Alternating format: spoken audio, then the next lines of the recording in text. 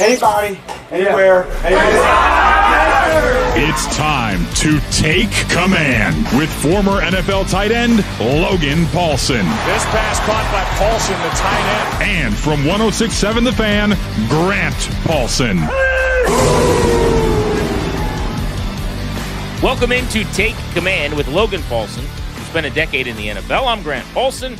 You can listen to me from 2 to 6:30 on 106.7 The Fan every day. Watch this pod on the 106.7 The Fan and Team 980 YouTube channels if you want to see us in semi-high definition, depending on our wireless. Hello, Logan. How are you?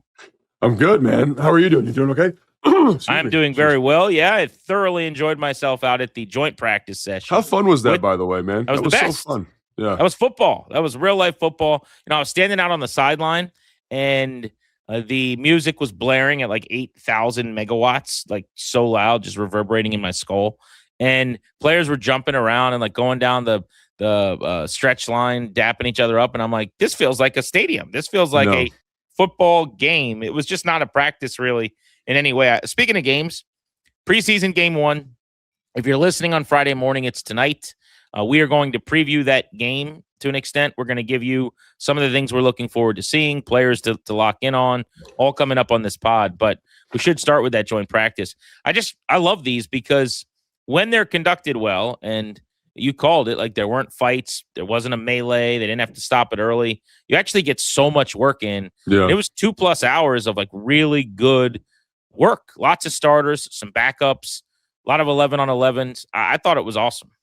Yeah, it's great. You know, like I talked to Dan a little bit on our training camp live show for the team about like what went into the practice. And he's like, we really want it to be really tight. We want to make sure we're getting one-on-ones, we're getting red zone, we're getting move the ball period, and we're going to kind of hit that in a cyclical nature. And it was really crisp. Like I've done joint practices where you kind of finish a drill and you're like, what do we do now? Like, where do we go? Like, what's the next thing? And I didn't feel like there were any lulls in practice like that. I feel like everybody knew what they were doing. Thought it was really competitive. Like one of the drills that stuck out to me, Grant, was probably kind of a throwaway drill, but it was like they did like a live kickoff coverage rep. Like they kind of shortened the field. They had the commanders were covering kicks. They had the frontline guys out there to block. And that was a physical, fun drill to watch. And there were some guys out there like Kane Medrano, Bradley, the receiver, I kind of thought did a great job. Cajo, I thought also stood out in that drill. Then you get guys like Rasul Douglas out there, you know, so everyone's like competing for a spot, being physical, and there were no fights, like you said, or a couple like little dust ups here and there, but nothing crazy. And I just thought it was really crisp and the work was great. And it was just so fun. Like the energy of the crowd, the energy of the players was just on a different level. I also thought, for what it's worth, and it's probably not worth much, I don't think the Dolphins are going to be any good. So that was one of my big takeaways. Is like, that's a really bad football team. Having said that, Washington gave him the business for much of practice. And I thought on both sides of the ball was clearly superior. And that probably needed to be the case, if we're being honest. Like, third year of a program, you've got a franchise quarterback, got a lot of new additions who can play on defense. You should absolutely beat the Dolphins in a practice and handle them. But I thought at times they dominated them, which was encouraging to me. And on both sides of the ball, I came away feeling pretty good. There are some things I want to get to that I was concerned about and or continue to wonder about, a little nervous about. We'll get to those next. But let's just start with some of the biggest takeaways positively from that workout. First, I don't know that we've talked enough on this pod about how good Jayden Daniels looks under center and how smooth this transition has gone. Because it was a major talking point during the offseason. It's something I have wondered a lot about. I've wanted to run an offense like this for a couple of years, and there's always been a little bit of the pushback of like, yeah, but is it Daniels friendly, or how would he handle it, or whatever? You forget that he's never done this before when you watch him.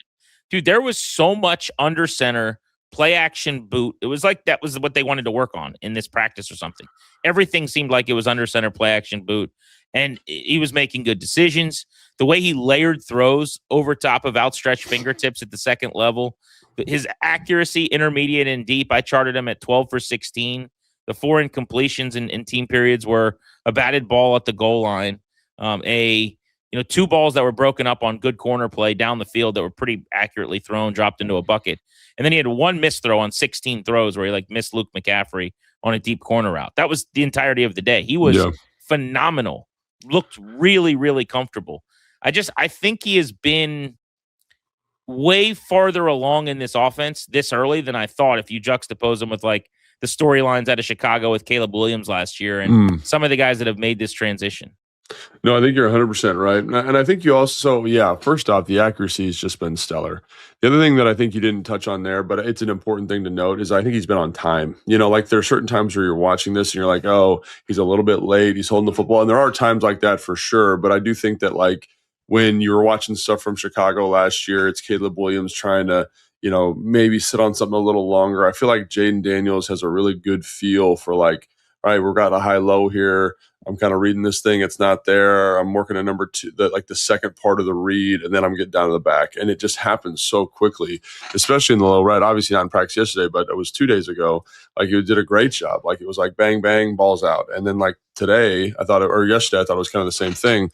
And the other thing I wanted to touch on too is I think we were exposed to seeing him in a certain context. We think about him in this Cliff Kingsbury offense.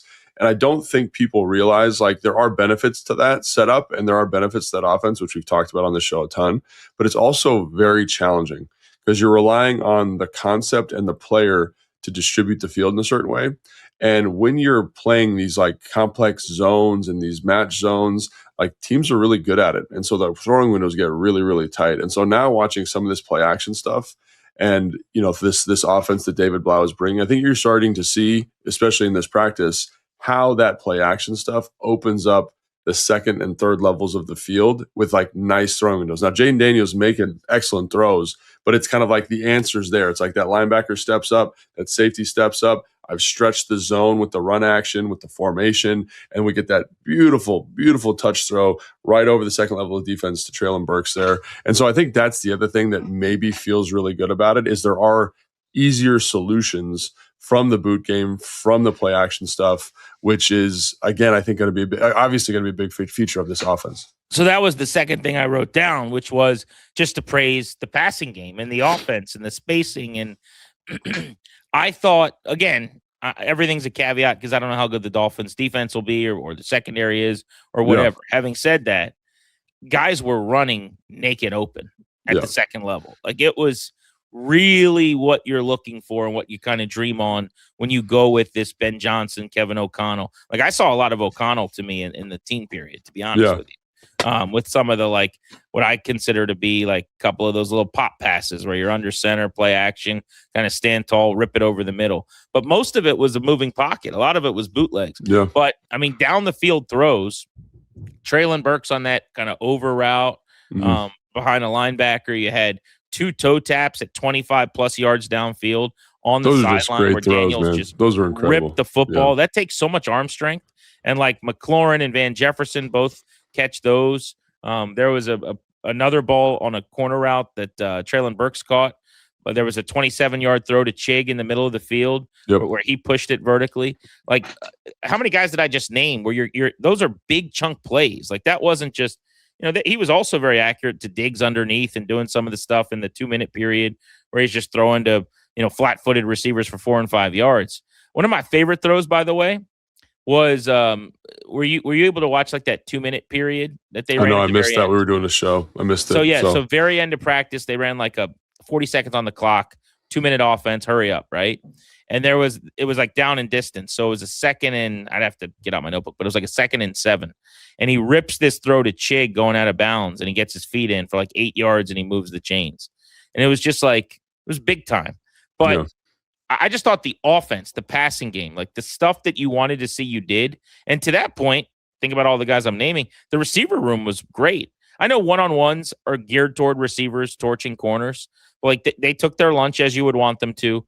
Diggs is a game changer. He looked very good. McLaurin flashed a bunch as you'd anticipate. But it was down the depth chart. It was like Burks had huge moments. Van Jefferson made a big catch. That was, I thought, the best practice that Jalen Lane has had so far. Jaden Bradley showed up in the red zone. Like I felt really good about the receiver room. Yeah, and I think the other one too that I'm starting to feel come along a little bit. He's been, I don't want to say quiet because I think he's done some good stuff, is Antonio Williams. I think in the one-on-ones there did a good job. Obviously loses his first rep, but you see some of that kind of short area quickness on the second rep there and is just being more productive. So, talk about guys like, I know we're previewing the preseason game later, like I kind of want to see what that looks like in a game situation, obviously, if he does play. So anyway, yeah, I think I want to say on Antonio Williams really quick, his highlight of practice, they lined him up in the backfield next to Marcus Mariota, who is in shotgun. And Williams is in the backfield as like a running back. He comes out and runs an out and up. This is in basically like the low red. I don't remember the exact spot, but around the 10-yard line. He runs this little out and up, and they get him on a linebacker. And it was a beautiful ball for Mariota, but a hell of an athletic adjustment in the air to make the catch.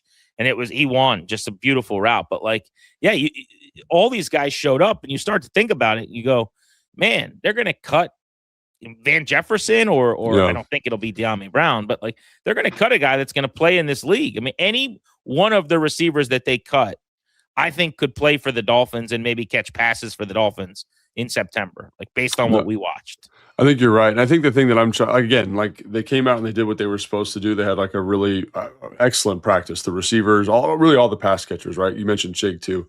The thing that I think it's important just to kind of note, I'm not trying to pour cold water on it. It's the Dolphins are not good right now. Their roster is not good. So this is what it should look like. So again, correct. In terms of data points, they kind of checked that first box. Craig Hoffman used to say they passed the test that they were given. So that's what they did. But I really want to see them against better competition. So now the next thing is that Baltimore joint. But in terms of them coming out, they look, like you said, I think you explained it really well.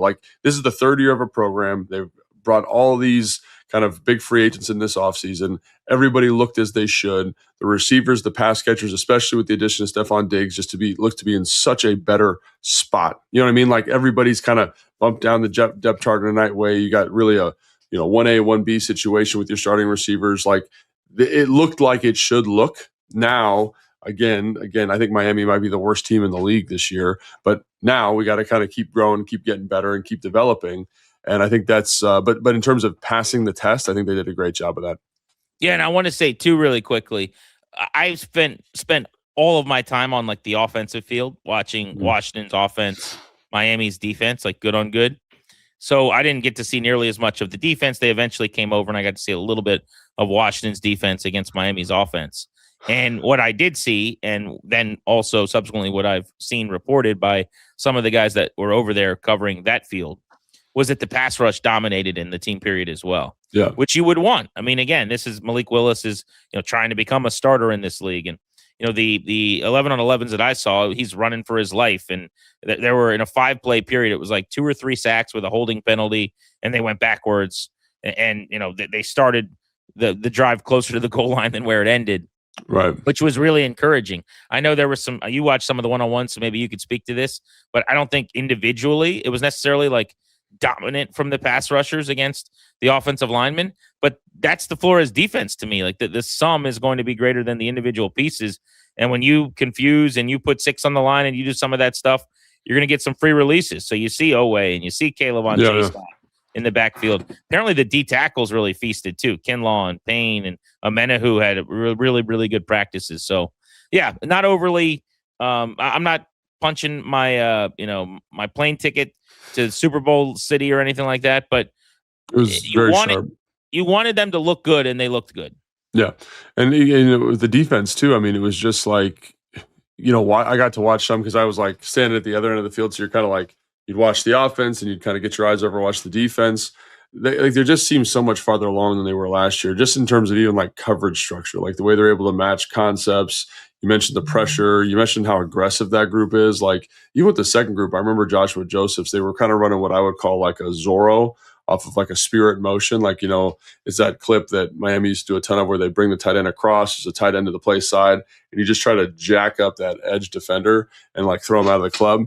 And he, really blew that double team up, kind of took it to the ground, and Kane Madrano comes in and makes the tackle. They just did a lot of good stuff defensively. I thought they were really aggressive. There were small windows, and there are good receivers over there. There are guys that I think are good in roles, Greg Dulcich. I like the tight end. Achane, I like him quite a bit. But their starting receiver is Caleb Douglas, who's a 5th-round pick, and who I liked coming out. But obviously that's a big step for him in terms of responsibility.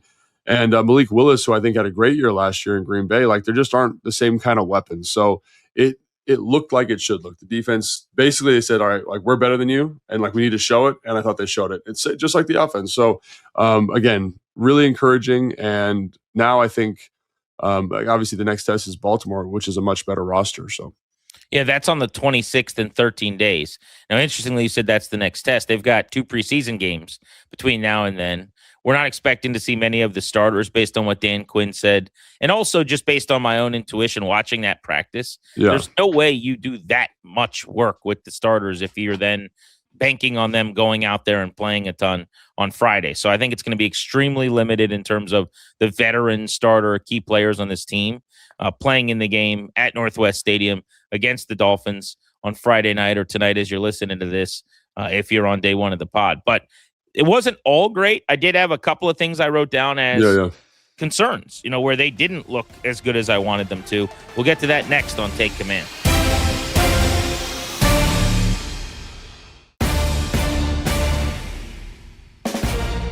Welcome back to Take Command. We've been talking about the Commanders-Dolphins joint practice. We will spend the second half of the pod looking ahead to preseason game 1 and some of the things we're excited to see, some of the players and really elements of the game that matter the most to us here in the first of 3 auditions for the Commanders. But here's an area where I think they've got to be better and where I was not impressed. They couldn't run the ball between the tackles at all in this work. Now, you'd have to tell me if that's like part of that is baked in because it's just harder to do that in practice or what have you. It felt a little bit like they were running the ball to get to their passing work. That was like a first down. They would slam the ball into a pile of bodies, wouldn't go anywhere, and then they'd throw it 3 times. That was kind of like the flow of it. Having said that, I did not come out of that practice with the Dolphins feeling better about the interior offensive line. In fact, I felt worse. Julian Good-Jones, the center, not to say he had a bad practice or anything, but it wasn't like he was noticeably dominant. Chris Paul at guard, I keyed in on a few times, wasn't overpowering. And again, they could not create any lanes for Bill when he ran the football. Pass pro, I thought, was pretty good. Yeah. They moved the pocket a ton, to be honest. So it wasn't like a whole lot of Jayden Daniels just standing 5 and 7 steps behind the line of scrimmage. But what did you see there? Because I was somewhere between disappointed and concerned, I would say. Yeah, I think the run game is the one thing that, I think throughout training camp has just been I don't think it's a huge issue, just to be clear. I don't think it's a huge issue just yet, but it's the one thing that's been kind of consistently there, right? Because, everyone, you've been to enough practices, Grant. Like every once in a while you get a run where it's like, hey, we run a power and the linebacker misfits it and the running back just runs straight up the field untouched for, 40 yards. And it's like that. Well, that's good. We created some space. We got movement on the double team. We're running outside zone and everything washes and somebody reaches the backside 3 on the B block. And hey, we're going to kick that thing in right up the field. And there's a 12-yard gain.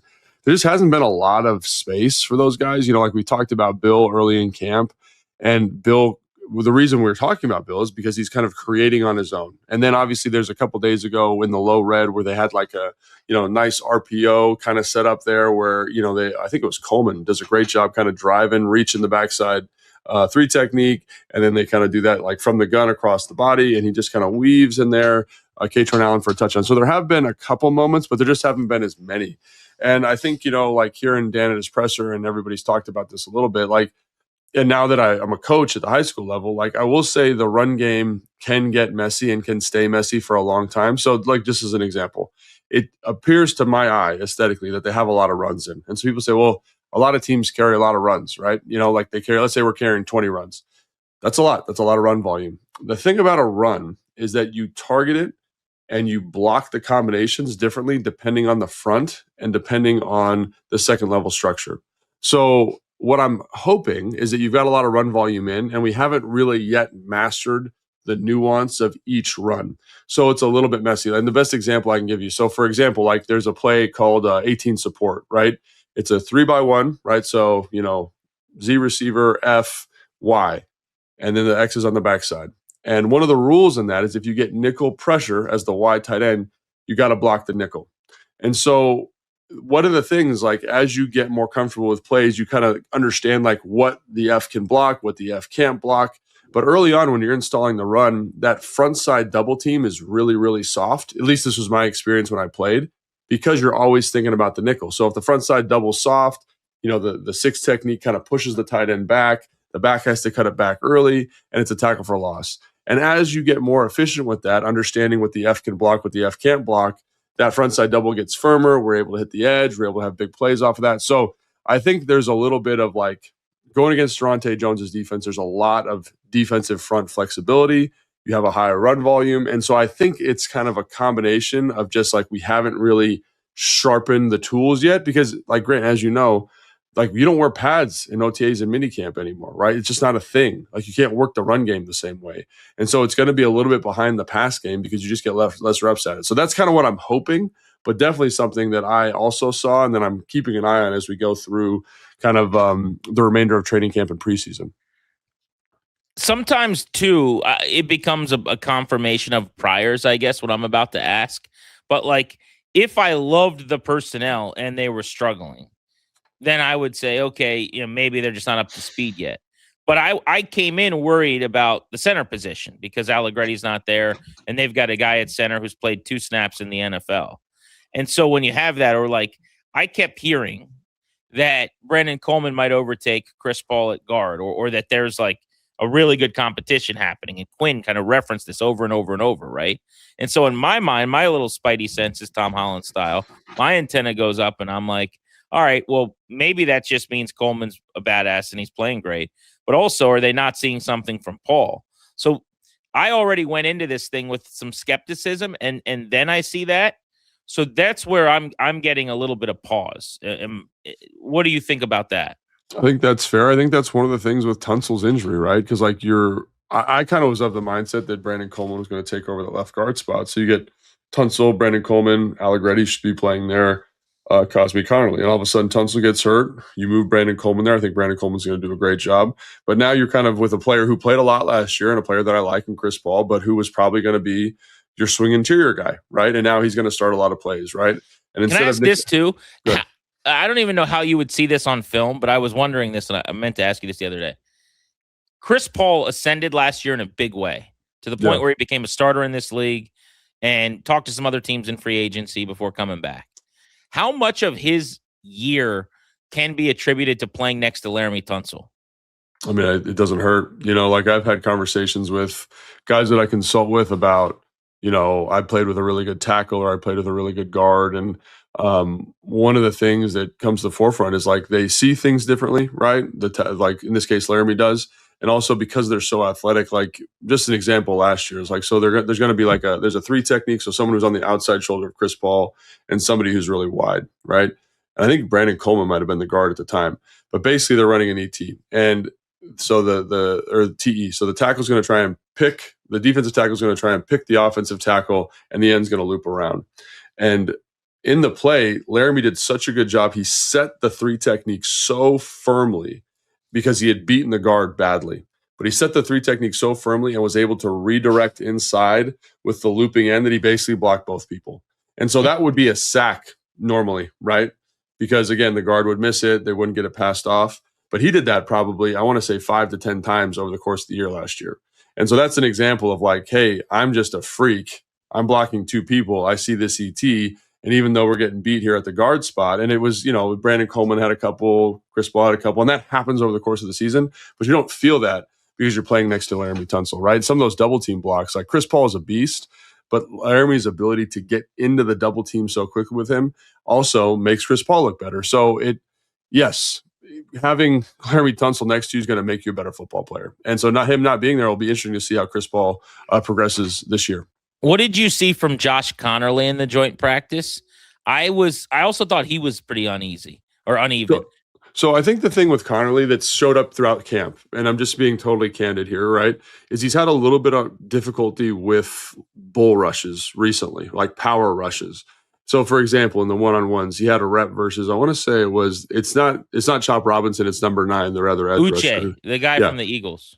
Who's played a lot of ball, right? He was with the Patriots for a little bit. Like he's a good kind of like 7 to 9 sack kind of guy. He's a good rusher. So he kind of comes with this power rush. And Connerly like wears it in the chest. And ideally you want to see those elbows get tight. You want to see him lift that up.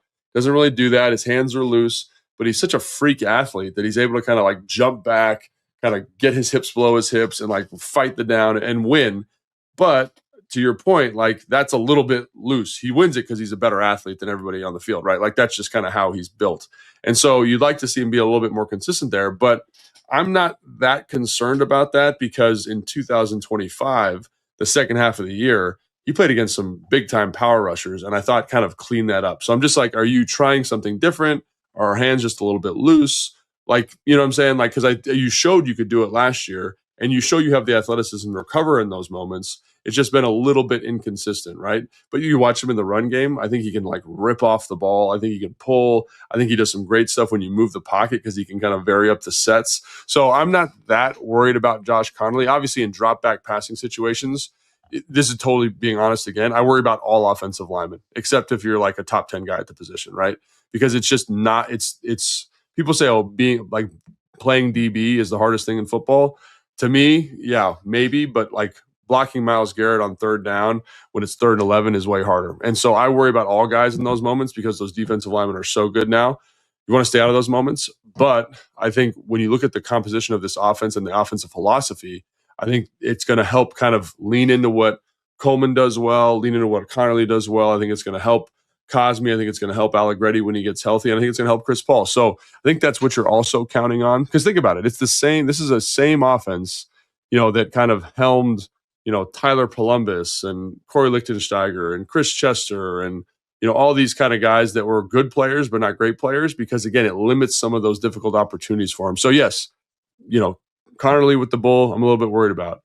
Movement in the run game, I'm a little bit worried about. But I'm also kind of hoping that as we get closer and more reps under our belt with the run game, which is there's like a 1-to-1 corollary. The more reps you get, the better you are. That starts looking a little bit better. But definitely something I think you fans, we should keep an eye on for the next couple of weeks because that's a huge part of what makes this offense tick.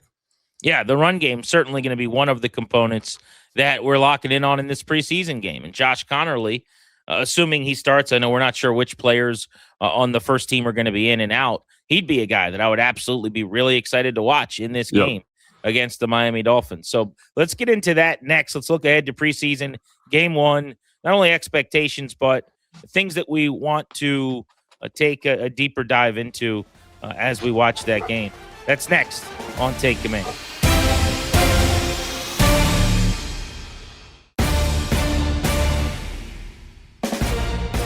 Welcome back on Take Command. Logan Paulsen and Grant Paulsen.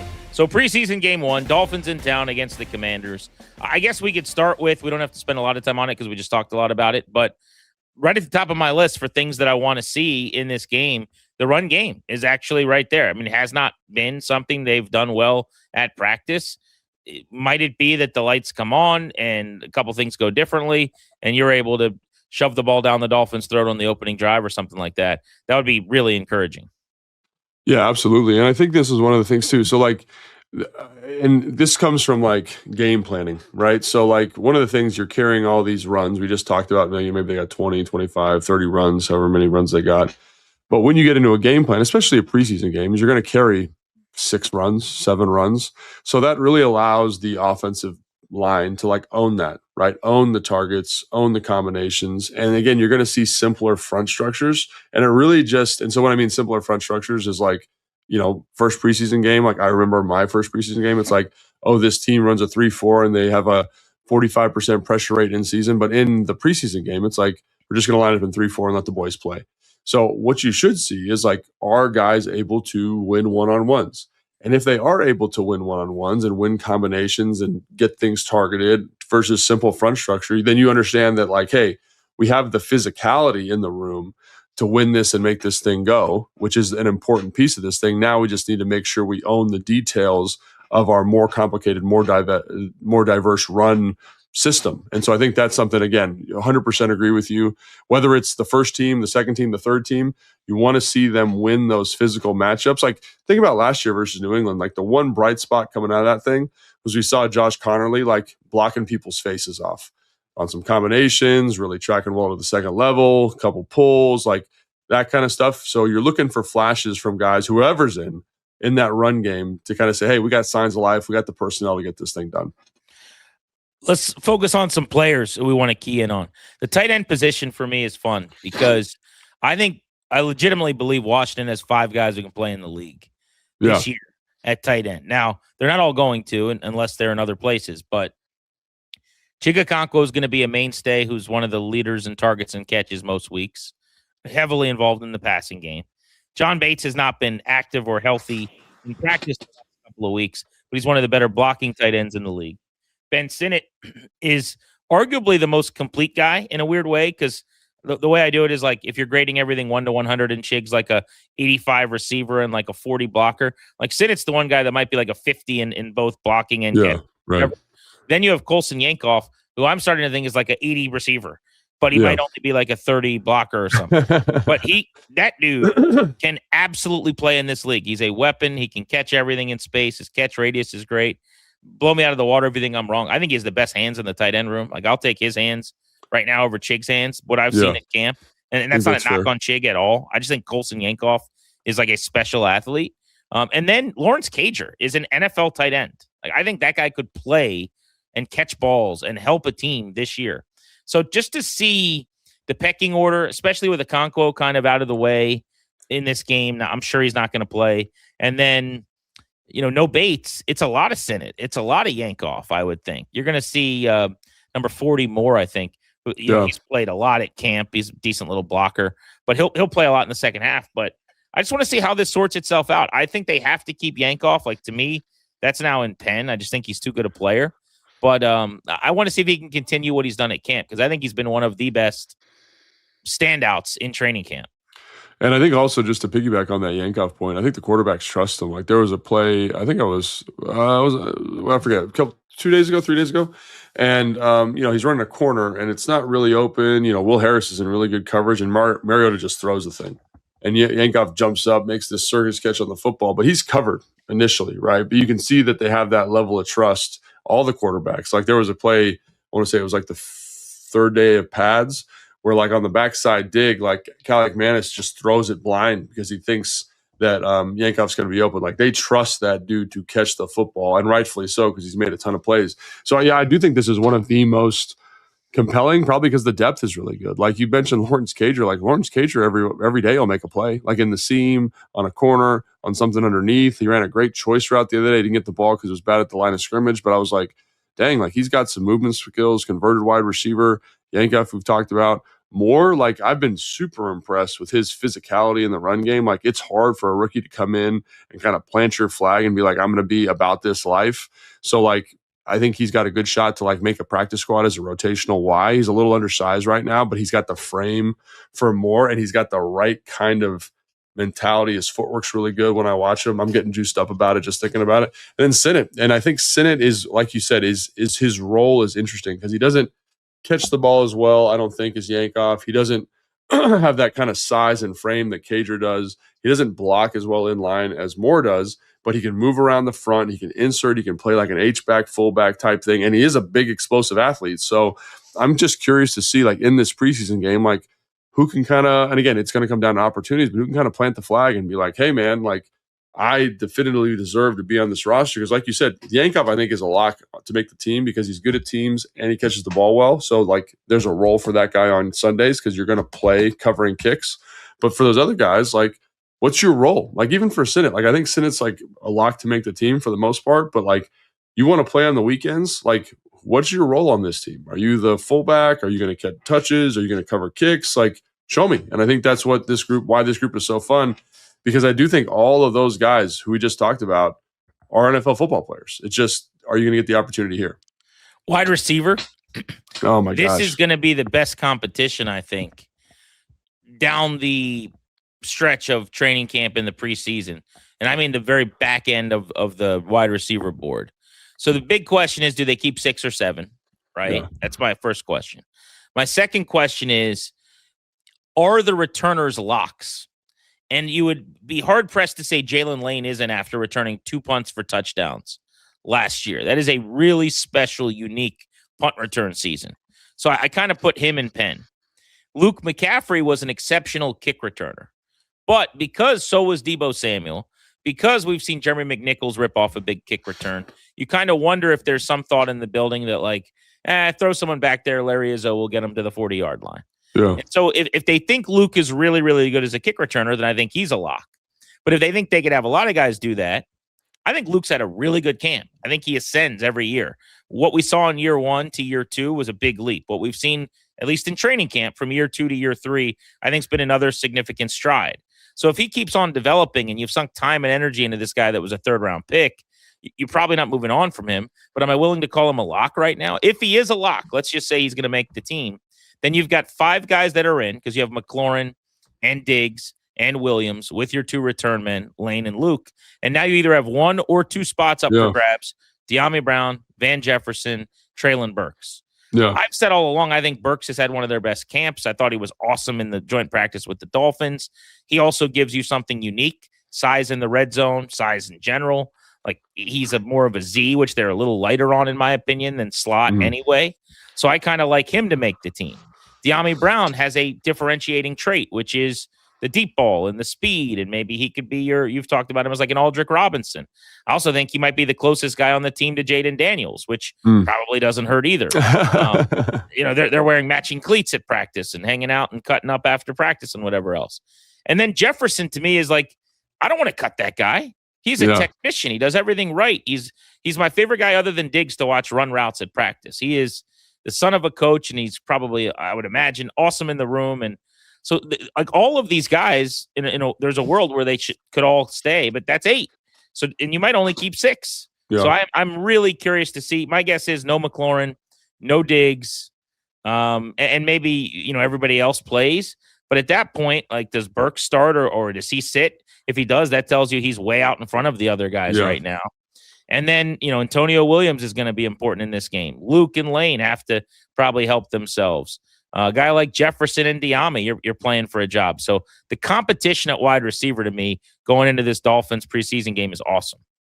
Yeah, and I think the other thing too is like you didn't even talk about Jaden Bradley or Jacoby. What's the guy? The other guy, Jacoby Jones. Jacoby Jones. Yeah, like those guys have had great camps. I don't think. I think Jaden Bradley should be on the practice squad lock. And I think he's legit. And I feel the same way about Jones. Like every day that guy both of those guys make plays.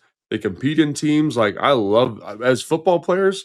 Like I root for those guys. Just like I root for Quentin Moore to be like the practice squad tight end. I root for those receivers because man, they do a great job. And so, like you said, man, it is a deep room, and like everyone's made plays at points this year, which is exciting. So, I don't have a good feel. There was a couple days ago we were talking at practice, and it's like, oh, I think it's this, and then now you're kind of like, well, after this joint practice, like I think Burks is like put his 10 toes down and said, I deserve to be on the roster. Jefferson every day does something that is so professional, so consistent. You set your watch by him. De'Ami had explosive play down the field in the joint. Like he just does one of those every other day or every day. And so, yeah, man, it's going to be tough. Like I think Lane has gotten better. I think Luke has gotten better. But when you have all these good football players, like to me, you keep a punt returner because it's hard to find that skill set. So Lane to me is a lock. The one that, again, I think has had a great camp is Luke. And I think it'll be very telling to see how their return game goes in the preseason. Like, if you think Luke gets the first crack and he's doing a good job, and he's kind of planting his flag for that opportunity, maybe he's the guy. But there are some young, kind of explosive people on the roster, like that number 30 running back. I don't know. I haven't seen him that much in practice, but everyone talks about how explosive he is. Like, can he do it? Right? There are other people that can get that done. Could one of the running backs like McNichols do it? So I'm curious. Like, I'm really, really curious to see how that room shakes out because it's weird. Like, it's weird to be talking about this room, especially in contrast to last year. Because, we listed 7 people, right? Does that sound right? And all of them, I think, are having excellent training camps. And it's just a weird thing, weird dynamic compared to last year and years past here in Washington. Yeah, the Diggs addition, which is monstrous. And just watching him, by the way, he's going to have so much of an impact. I mean, he's going to be really, really good for them. But he pushed everybody down. And so now we're not going, well, who's your number 2? We're going, which guy gets cut? It really has changed it pretty considerably, which is cool. Over on the defensive side of the ball, where are you zeroing in? Based on something Dan Quinn said in a press conference the other day, he alluded to the fact that we will get to see Sonny Styles maybe. Did he say that? Well, so he kind of would reference, like, he was asked about who's going to play and who isn't. And then in his next answer with Styles, he was like talking about being excited to see him on Friday. So I kind of took that to mean he might play. It was like reading between the lines a little bit. But regardless. Well, you know how I feel, Grant. Like, I one of my favorite people to watch in practice is Sonny Styles. So if that dude plays, like, I'm not even going to call the game. I'm just going to watch him the whole time. Right. I just want to see him get out there. I want to see him hunt, man. I just want to see him get after it because he is a freak. I've been well documented. My favorite defensive player in the draft, second overall player, the whole thing, right? But man, like, I just want to see him play. Like, I can't wait. I can't wait. If he does play, man, I will be so excited. If he doesn't play, like, obviously I want to see like Joshua Josephs. I think that'd be excellent. I think the safety battle is really interesting because you got Quan, you got Will Harris, you've got. Yeah, how's safety looking right now? I mean, we've seen more Jeremy Reeves with the first team than anybody else opposite Cross. Like, Cross is clearly an unquestioned starter. Yeah. I don't know if we know who the other starting safety is. It feels to me like they don't really have the center fielder like they have a bunch of kind of redundant, almost like box safeties. I know it's semi-interchangeable at this point. I love Cross. I think he's a run and hit guy who's going to make 1 million tackles. I think it's a huge loss for the Colts. Big addition for Washington. But we've seen a lot of Reeves starting. This week, it was a lot of Quan Martin. So maybe there's a competition there. I don't know. How do you see that? And where's Will Harris been in all of this? Yeah, I don't know. I mean, because I think Percy's done a good job kind of in that quarters role. I think Quan's done some good stuff near the line of scrimmage. T.O. had some good plays in the joint yesterday where he's like at, near, and around line of scrimmage. He's covering slot receivers. I forget, man, like, because he kind of is the special teams He's so guy. big. He's so big. He's so long. He's got good coverage instincts, and he's a willing tackler. You know what I mean? Like, so, and I'm not saying he's going to like push for starting minutes, but I do think for that body type, there's a role on this team. So kind of like when we talk about it, it feels a little bit like the receiver room where it's like everyone's had like a pretty good camp. They've all made some plays at some point. They've all flashed at some points.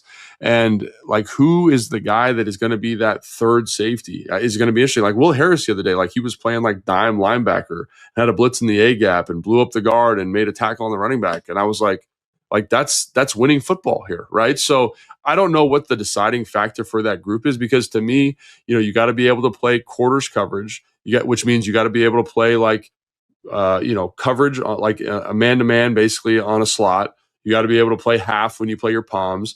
You got to be able to play run fits at a high level. And I think like when you said they're all kind of box players, like that's kind of what you're looking for that quarters defense that I'm expecting to see come week 1 against Philly. And so again, Reeves has been the guy. I think part of it is because of the communication and his intellect. Will Harris communicates at a high level too. So I don't really know like what the distinguishing factor is. Like kind of like with the receivers, they've all had good camps, but like you said, you're looking for different pitches, different opportunities. And I think that to me, again, if Sonny Styles plays, that's my number 1. I want to watch him. But the safeties who can kind of separate themselves in this group, that includes teams, that includes run fits, that includes coverage. Because I think they've all been, would you agree, Grant, been pretty good in camp so far? Yeah, I think it's been fine for sure. I mean, to me, it hasn't stood out in the way that wide receiver has. I mean, if I'm layering it. But I think there's a good competition. I think it's a healthy, legitimate competition of guys that I like. Most of them, especially because they're really good on special teams. Right. So Harris, maybe he is, and I just don't know it. But like when I think about it, Percy Butler, awesome on teams.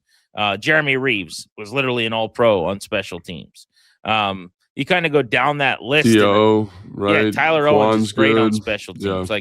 So I think I could see all of those guys making the roster. I think they're going to probably cut a decent football player. If I had to guess right now, just based on what we've seen at practice, Reeves is ahead of those other guys because of how much he's run with the first team.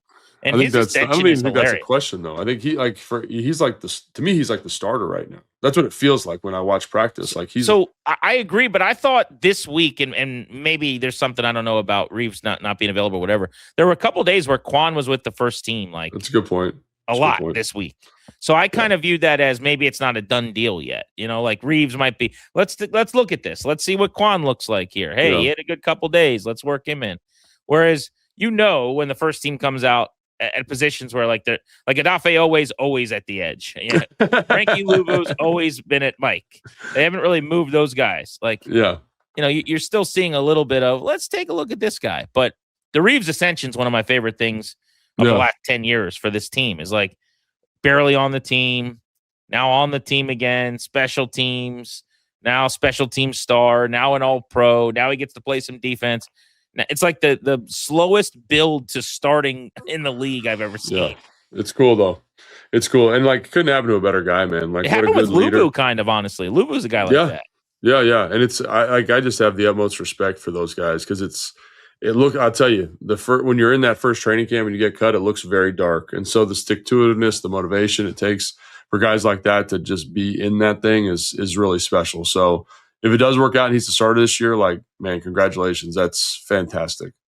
One last item that I have to get to here on my to-do list for preseason game number 1, and that is the kicking battle, Logan, as I am kicking Paulsen.